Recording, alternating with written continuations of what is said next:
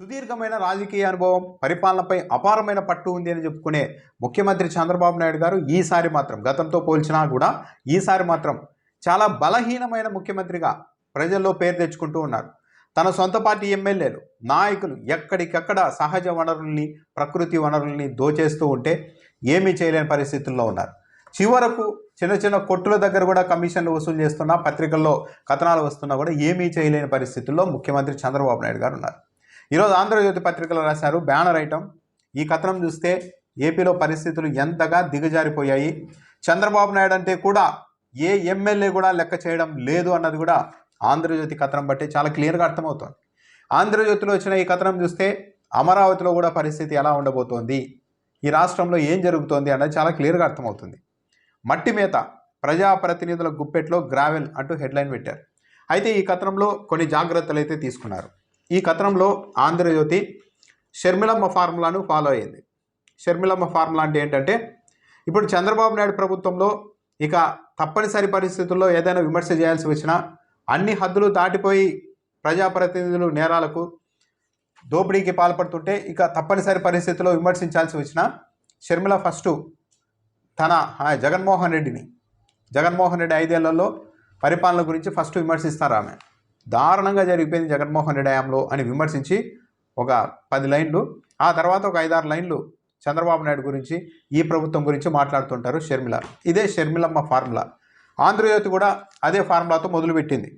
గత ప్రభుత్వంలో రాష్ట్రంలో ఇసుక కష్టాలు అన్నీ ఇన్ని కావు, నేతలకు కాసులు కురిపించే వనరుగా మారింది అని మొదలుపెట్టారు. అంటే జగన్మోహన్ రెడ్డి హయాంలో ఇలా ఉంది అని మొదలుపెట్టారు. సరే, ఆంధ్రజ్యోతి అంటే జగన్మోహన్ రెడ్డి ప్రభుత్వాన్ని, జగన్మోహన్ రెడ్డి హయాంను కీర్తిస్తుంది, మెచ్చుకుంటుంది అని ఆశించలేం, దాంట్లో అనుమానం ఏం లేదు.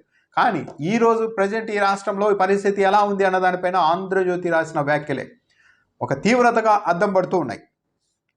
బిల్డింగులు, రోడ్ మెటల్, మైన్ లీజులు, ఎక్కడికక్కడ సహజ వనరులు బ్లాక్, కృత్రిమ కొరత సృష్టించి సొమ్ము, సామాన్యులతో పాటు ప్రభుత్వ ప్రాజెక్టులకు ఇబ్బంది. ఇలా అయితే అమరావతి పనులేలా, గ్రావెల్, రోడ్ మెటల్కు గడ్డు పరిస్థితులు, ముందే దృష్టి సారించని సర్కార్. ఇది లేటెస్ట్, అంటే ఈ ప్రభుత్వంలోకి వచ్చిన తర్వాత తెలుగుదేశం పార్టీ ప్రజాప్రతినిధులు ఏ స్థాయిలో దోపిడీకి చేస్తున్నారన్న దానికి సంబంధించి ఆంధ్రజ్యోతి రాసిన కథనం. రాష్ట్రంలో gravel, building, road metal, mine లీజులు కొందరు ప్రజాప్రతినిధులు వారి అనుచరులు తమ గుప్పెట్లో పెట్టుకున్నారు. ఇది మొత్తం అంతా లీజులు ఉన్నాయి. కానీ అసలు ఎంత దారుణంగా చేస్తూ ఉన్నారన్న దానికి ఇంకా లోపల చూస్తే కొన్ని వ్యాఖ్యలు. జగన్ హయాంలో జరిగిన ఇసుక దోపిడీకి అడ్డుకట్ట వేసేలా చర్యలు తీసుకుంది కూటమి ప్రభుత్వం.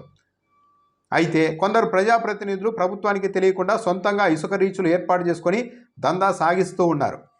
ఈ ప్రభుత్వంలో కొందరు ప్రజాప్రతినిధులు ప్రభుత్వానికే తెలియకుండా ఇసుక రీచులు సొంతంగా పెట్టుకొని దందా సాగిస్తూ ఉన్నారట. ముఖ్యమంత్రి హెచ్చరికల్ని కూడా పట్టించుకోలేనంతగా చెలరేగిపోతున్నారు తెలుగుదేశం పార్టీ ప్రజాప్రతినిధులు. ఇదేమన్నా డ్రగ్సా, గంజాయా, ఏదో కిలో 2 కిలోలు తీసుకెళ్ళి అమ్మేసుకుంటున్నారు, ప్రభుత్వానికి తెలియడం లేదు అనడానికి. ఇసుక రీచులు, తెలుగుదేశం పార్టీ ప్రజాప్రతినిధులు ఇసుక రీచులు సొంతంగా ఓపెన్ చేసి ఇసుకను దోలుతూ ఉన్నా సరే ఇది ఎవరికి తెలియడం లేదు, ప్రభుత్వానికి తెలియకుండా సొంతంగా ఇసుక రీచులు నడుపుతూ ఉన్నారంటే ప్రభుత్వం అంత గుడ్డిగా ఉందా? ఇంటెలిజెన్స్ వ్యవస్థ ఏం చేస్తోంది? రెవెన్యూ వ్యవస్థ ఏం చేస్తోంది? లోకల్ పోలీసులు ఉంటారు కదా, పొలిటీషియన్స్ ఉంటారు కదా, ఇంత అనుభవం ఉందని చెప్పుకునే ముఖ్యమంత్రి గారికి తెలియకుండా సొంతంగా ఇసుక రీచులు నడిపేస్తూ ఉన్నారంటే నమ్మడం సాధ్యమవుతుందా? ముఖ్యమంత్రి హెచ్చరికల్ని కూడా పట్టించుకోలేనంతగా చెలరేగిపోతున్నారంట తెలుగుదేశం పార్టీ నాయకులు. అంటే ముఖ్యమంత్రిని ఎవ్వరూ లెక్క చేయడం లేదు అనేది చాలా క్లియర్గానే అర్థమవుతుంది ఇక్కడ. దీన్ని బట్టి కూడా గతంలో ఉన్న లీజుదారులను బెదిరించి తమ నియంత్రణలోనికి తీసుకున్నారు. మైనింగ్ లీజుల్ని బెదిరించి మరి, అంటే తెలుగుదేశం పార్టీ నాయకులు బెదిరించి మరి వాళ్ళ ఆధీనంలోనికి తీసుకున్నారంట, లీజుదారులను బెదిరించారని. ఇప్పుడు దీనికి సమాధానం చెప్పాలి. తెలుగుదేశం పార్టీ ప్రజాప్రతినిధులు మైనింగ్ లీజులు దక్కించుకున్న వాళ్ళని బెదిరించి వాటిని స్వాధీనం చేసుకుంటున్నారంటే ఇంతకు మించిన అరాచకం ఏముంటుంది? మొత్తం వీళ్ళంతా ఇలా మైనింగ్కు సంబంధించిన మట్టి, ఇసుక ఇవన్నీ తమ ఆధీనంలోకి తీసేసుకొని ధరలు అమాంతం పెంచేస్తున్నారంట, కృత్రిమ కొరత సృష్టించి.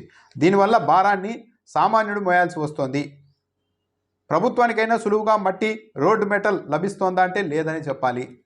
ఇలాగైతే అమరావతి ఎలా అంటూ ఒక కీలకమైన ప్రస్తావనను కూడా ఆంధ్రజ్యోతి తీసుకొచ్చింది. ఇలాగైతే అమరావతి ఎలా? అమరావతి నిర్మాణం కోసం 1.5 క్యూబిక్ మీటర్ల మేర ఇసుక కావాలని ఇప్పటికే CRDA డిమాండ్ లేఖ ఇచ్చింది. ఇక ఎర్రమట్టి అయితే రాజధాని పనుల కోసం కనీసం 10 కోట్ల క్యూబిక్ మీటర్లకు పైనే అవసరమని అంచనా వేస్తూ ఉన్నారు. 10 కోట్ల క్యూబిక్ మీటర్ల ఎర్రమట్టి అమరావతికి అవసరమంట. ఎందుకు అవసరము అంటే కారణం అదే, ఇదివరకు చెప్పిన కారణమే. అక్కడున్న సాయిల్ ఫాల్ట్.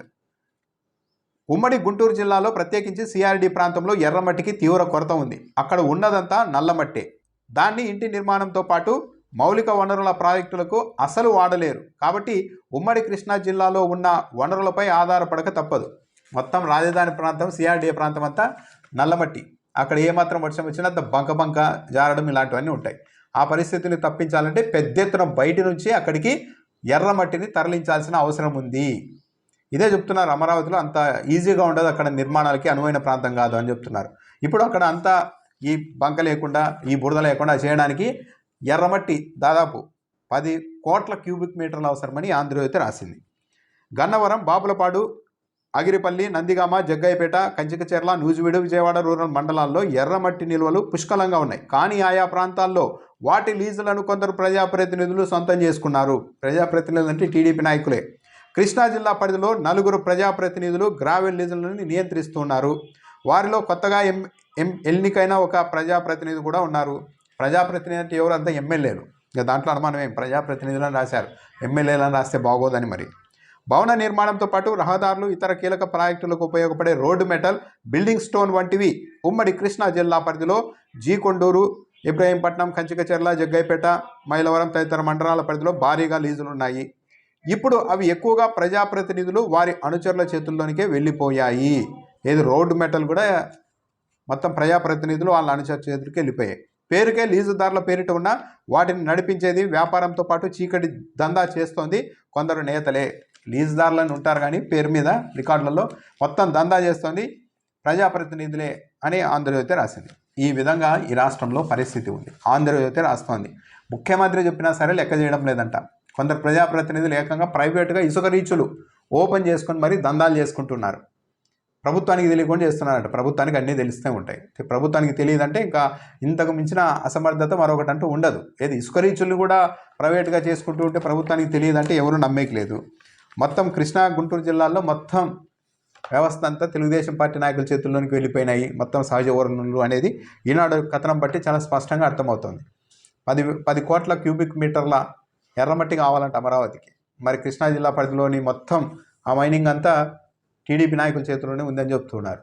మరి దీన్ని విడిపించి ఇలాంటి ప్రకృతి వనరులన్నీ నాయకులు దోచేస్తూ ఉంటే దాన్ని కట్టడి చేస్తారా ముఖ్యమంత్రి చంద్రబాబు నాయుడు గారు, లేకుంటే వదిలేస్తారా?